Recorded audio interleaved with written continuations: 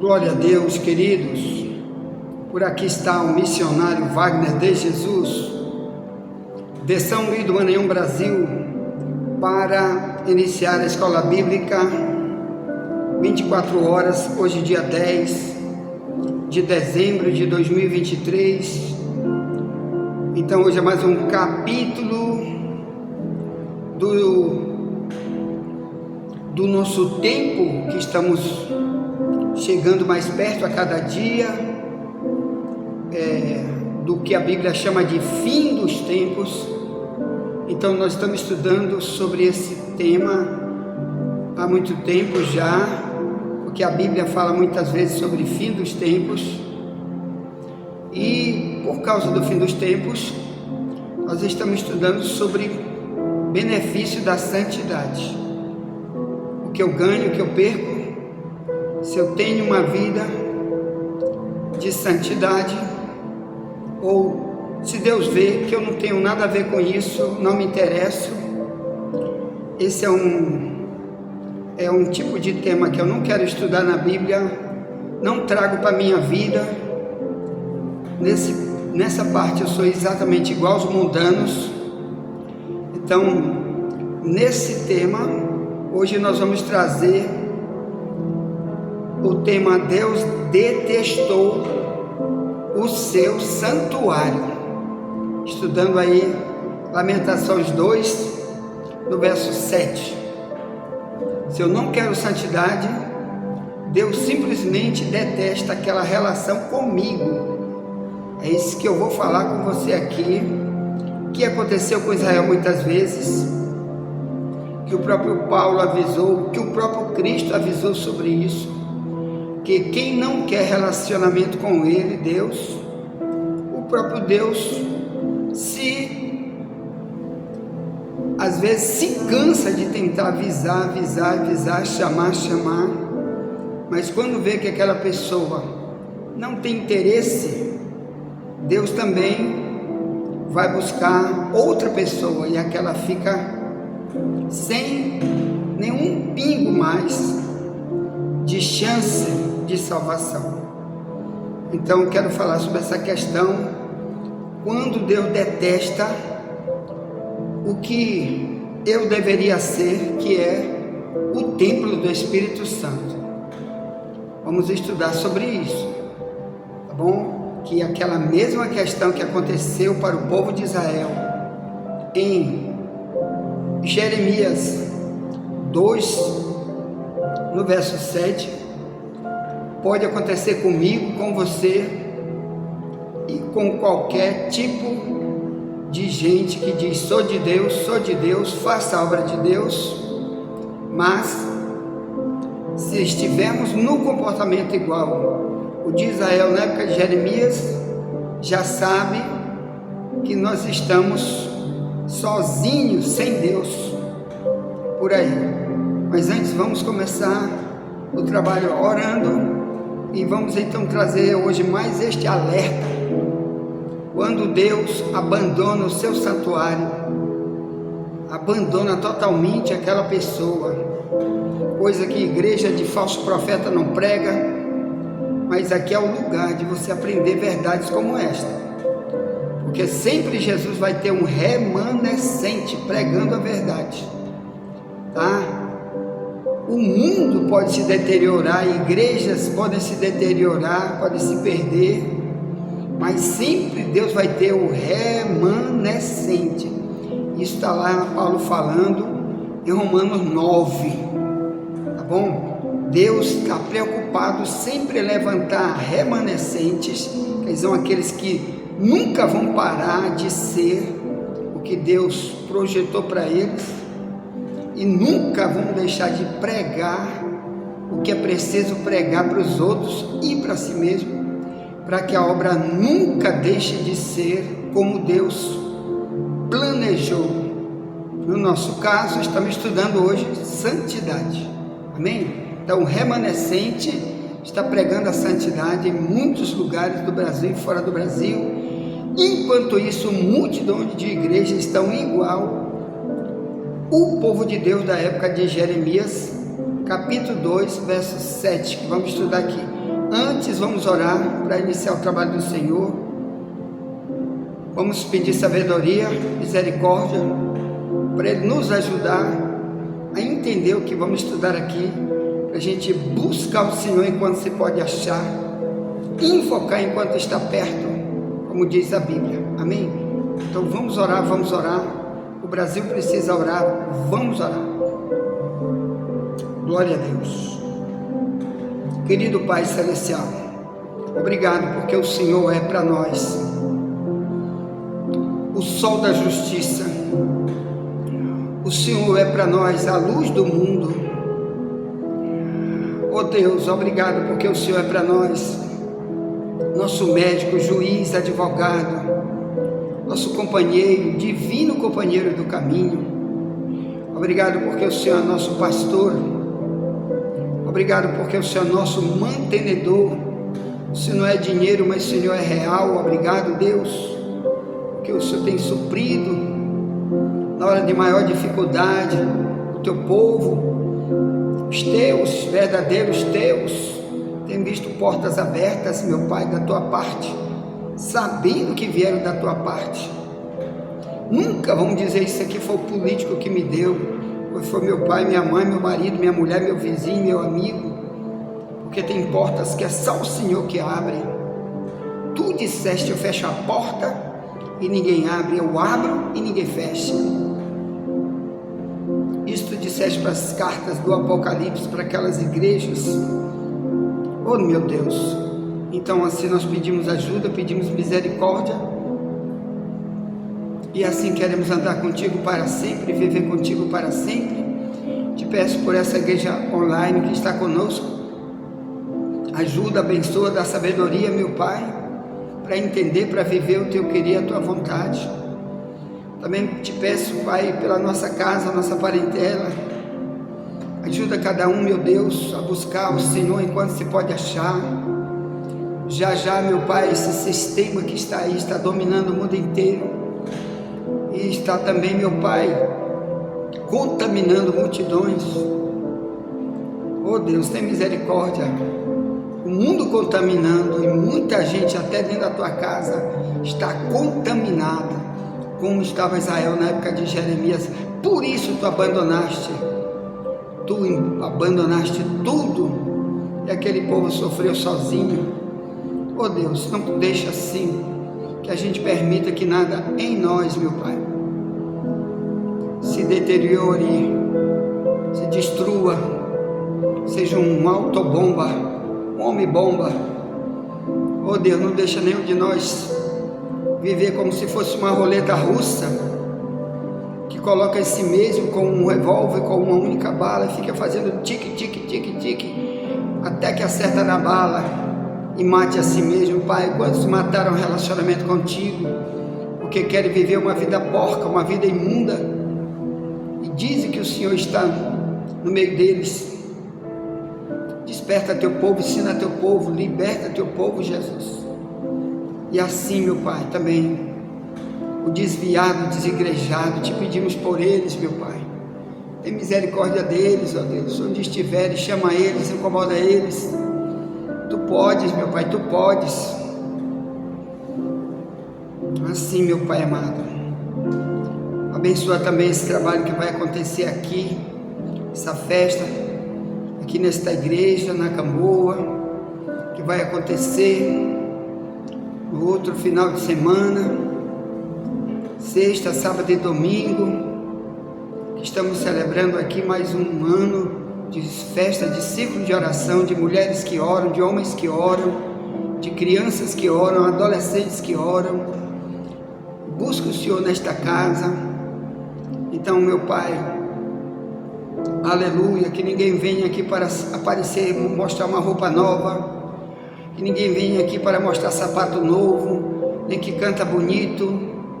Não, meu Pai, mas venha mostrar para o Senhor que estão agradecidos por estarem de pé contigo, andando de verdade, consciência cristã até aqui, para ter certeza que está te servindo, que é teu servo fiel e não negligente. um servo inútil. Oh meu Deus, obrigado, obrigado por tudo que tu tem feito por nós. Faz também, meu Pai, por essa grande igreja online. Sustenta cada um, ajuda cada um, ensina cada um, desperta cada um. Oh meu Deus, tem misericórdia. Se no nome de Jesus te pedimos e já te agradecemos em nome de Jesus. Amém.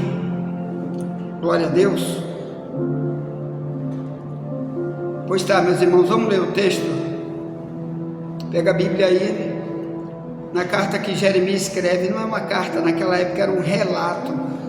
Ele apenas escrevia o que ele estava olhando acontecer. Muitas coisas que aconteceram no livro de Lamentações, ele via antes de acontecer. Deus abria os olhos, porque assim que eram os profetas do Antigo Testamento, eles eram também chamados de videntes. Está lá em capítulo 9 de 1 Samuel. Eles eram também chamados de videntes, porque Deus abria os olhos deles, fazia eles verem coisas que ainda nem tinham acontecido, ou que já estava acontecendo. Deus revelava para eles, então eles tinham condição de ver, para poderem saber e avisar o povo o que Deus estava revelando. Então Lamentações, parte do livro de Lamentações, é isso. Deus revelava para ele o que iria acontecer com Israel, para ele poder avisar, mas a maioria não acreditou. A maioria dizia: você é um falso profeta, como hoje. Ontem eu enviei uma mensagem para dentro de vários grupos de WhatsApp que estão conosco, dentro e fora do Brasil, e uma pessoa, eu não costumo estar olhando para grupo de WhatsApp, porque eu tenho muito o que fazer. Meu papel maior é enviar mensagem da escola bíblica e esperar se vai entrar alguém no meu privado para fazer alguma pergunta no meu privado, não dentro dos grupos, que são muitos grupos. Eu não tenho como estar vendo o grupo de WhatsApp. Aí o que ocorre? Por um acaso, que eu acho que foi o próprio Deus que fez eu ver aquilo, uma pessoa dizendo-se cristã, disse que aquilo que eu enviei, que era uma mensagem de uma irmã que acabou de sair da igreja, foi dormir em casa e Deus a levou direto no inferno para ela ver para onde ela estava indo, ela mesma sentenciada ao inferno, e ela viu um monte de cristão lá, preso em jaulas, em cadeia no inferno. Ela acha que isso daí não existe, que quem fala isso é falso profeta. Aí eu tive que entrar para falar, quer dizer que João, que escreveu o Apocalipse, ele mesmo era um falso profeta, porque ele foi o último apóstolo vivo, não tinha mais ninguém, não tinha Paulo, não tinha outro. E ele diz: eu vi o lago de fogo, eu vi os anjos, eu olhei. Ele usa essa expressão várias vezes: eu vi, eu olhei, para poder escrever o Apocalipse. Quer dizer, se Deus deu para João, então João é um falso profeta. Você está chamando Deus de mentiroso, quando diz que Deus não pode revelar nada, não pode mostrar nada, principalmente para um cristão escangalhado, para poder dar um alerta, para avisar um cristão escangalhado, para ver se ele sai do abismo para onde ele está indo. E no caso de João, que ele era um homem de Deus, que ele estava avisando, quer dizer que isso aí é falsidade, é mentira. Então, meus irmãos, cuidado, porque só esse ato de dizer isso aí é falso profeta, você já está no inferno em vida, basta morrer. Porque na Bíblia diz: o incrédulo, sua parte é no lago de fogo. Então, quando você vê essas coisas, vai orar, porque Deus vai te dizer se isso daí é profecia falsa ou não. Nem tudo que está sendo visto no cenário chamado de religioso, nem tudo é de Deus. Tem coisa que é do diabo mesmo, é mentira mesmo. Mas a Bíblia diz: vê tudo e retém só o que é bom. Então não fique fazendo juízo, ou então você já está condenado sem saber. Morreu, você está condenado. Principalmente Quando você diz publicamente num grupo de WhatsApp que isso é falsa profecia, quer dizer, você está levando um monte de cristão a acreditar em você. Ali tem muito novo convertido, tem muito ímpio que é arriscado a acreditar em você, e você vai estar igual a Mateus 15:14, que Jesus disse: quando um cego guiar outro cego, vai os dois para o abismo. Então você tem que estar sendo uma ferramenta do diabo. Quando você diz isso é mentira, isso não existe, porque você também está dizendo que João é um mentiroso, quando tem exatamente também Paulo e outros que tiveram também visões. E na Bíblia diz, em Atos 2, 17 e 18, que no fim dos tempos Deus vai dar visão, sonho, revelação para toda a carne, inclusive para o servo dele. Então nunca diga que isso é mentira, porque isso você está aprendendo com os filhos do diabo, nas heresias, nas doutrinas falsas que tem por aí, misturando tudo, botando tudo quanto é pessoa no pacote só, dizendo que todo mundo que fala essas coisas é falso profeta. Um homem desse é filho do diabo, já está condenado e não sabe. Vai orar porque Deus quer falar contigo, está te avisando que se tu morrer incrédulo, Apocalipse 21:8, tua parte já sabe, no céu nunca, se Jesus voltar, nunca tu pode subir. Você está contaminado e contaminando os outros. Cuidado com isso, tá bom? Com mentiras, com heresias, principalmente falando isso para novo convertido, principalmente falando no grupo do WhatsApp, onde tem ímpio demais escutando, dentro dos grupos de WhatsApp. Então, nunca Deus quer que você leve ninguém para a mentira, a heresia. Se você não domina esse tema, não entre nisso, não fale, não trate esse assunto, não pregue nunca sobre esse assunto, porque você não tem domínio sobre esse tipo de tema. Porque Jesus disse: quem acrescentar alguma coisa das palavras da profecia deste livro, Deus vai acrescentar sobre eles as pragas que estão escritas neste livro. E quem retirar alguma coisa das profecias desse livro, Deus vai retirar a sua parte da cidade santa e da árvore da vida.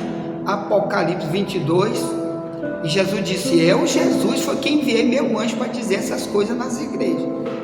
Apocalipse 22, do verso 15 até o final. Depois você lê lá, vai procurar estudar a Bíblia, que é melhor para ti. Larga de estar sendo um cego, guiando outro cego, dando conselho inútil, maldito, que só vai piorar você mesmo, porque está piorando você e os outros. Cuidado com isso. Vamos ler então Lamentações 2, 7, diz: rejeitou o Senhor o seu altar, detestou o seu santuário, entregou na mão do inimigo os muros dos seus palácios. Deram gritos na casa do Senhor, como em dia de reunião solene. Intentou o Senhor destruir o muro da filha de Sião, estendeu o cordel, não retirou a sua mão destruidora, fez gemer o antemuro e o muro. Eles estão juntamente enfraquecidos, abateram as suas portas. Ele destruiu e quebrou os seus ferrolhos. O seu rei e os seus príncipes estão entre as nações, onde não há lei, nem acham visão alguma do Senhor. Os seus profetas estão sentados na terra silenciosos. Os anciãos da filha de Sião lançam pó sobre a sua cabeça, cingiram pano de saco. As virgens de Jerusalém abaixam a sua cabeça até a terra. Ponto. Aí Jeremias diz: consumiram os meus olhos com lágrima. Então ele chorava demais, porque aqui Deus fazia ele ver como os líderes de Israel, até certos profetas que mentiram para o povo muitas vezes, iriam para o cativeiro em Babilônia, e lá eles iam ficar pensando: como foi que isso aconteceu? Nós éramos filhos de Deus, Deus habitava na nossa casa, a gente vivia adorando todo sábado naquele santuário, aquela cidade cercada de muros, muros que ninguém podia subir naqueles muros. De repente Deus fez quebrar tudo quanto é muro. Deus fez quebrar as portas de madeira, os ferrolhos de ferro, cada porta grossíssima. O rei Nabucodonosor de Babilônia matou multidão naquela cidade, incendiou a cidade, saqueou a cidade, e era o povo de Deus, Israel, e ao mesmo tempo levou multidões cativos, presos, inclusive o rei e seus filhos. Lá os filhos do rei foram mortos por Nabucodonosor de Babilônia, todos os filhos do rei. Zedequias, que era o rei da época de Jeremias, e o rei Zedequias, o rei Nabucodonosor, furou os dois olhos com fogo, literalmente. Ele ficou cego para sempre. Por quê? Porque ele foi um dos culpados de tanta idolatria, tanta maldição dentro do prédio do templo, que nós vamos estudar hoje aqui. O que faz Deus detestar o seu santuário? Um dos grandes problemas é a idolatria, que acontecia naquela época, e hoje acontece demais isso na vida cristã. Isso é perigosíssimo, cuidado com isso, ponto. Vamos estudar sobre isso. Santidade, meus irmãos, em qualquer situação, tirar tudo da tua vida que atrapalha a tua relação com Deus. Ou então nunca tu pode dizer: Deus habita em mim, está em mim, Ele me conduz, Ele me dirige, estou cheio do Espírito Santo. Tenha muito cuidado com isso, quando você está sujando sua própria vida com heresias, com mentiras, com mundanismos. A Bíblia chama isso aí de contaminar a casa, que vamos estudar hoje. Está totalmente sem nenhuma santidade. Quando não tem santidade, Deus abandonou a casa está vazia. Cuidado com isso, ponto. Tá? Envie essa mensagem para alguém, já voltaremos. Nunca te esquece, somente a verdade nos libertará.